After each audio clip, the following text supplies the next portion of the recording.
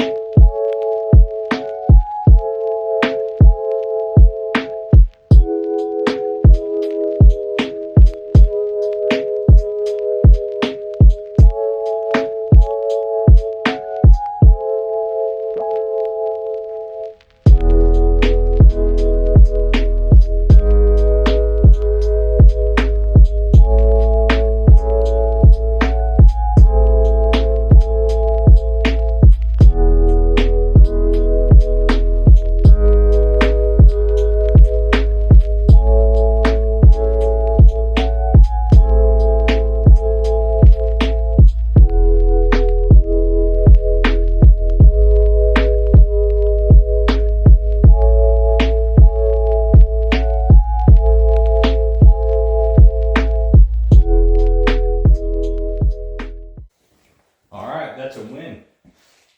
Didn't fall out of the ceiling. All the paint went on with no issues. I'm glad that I did a little bit of chrome polished contrast. Next order of business will be to get to work on the carburetors. Once I get those synced up and put back on the bike, we'll be done with the engine work, and then we can move on to getting the frame. Thank you so much for the likes and subscribes we've gotten to this point, and we'll see you in the next video.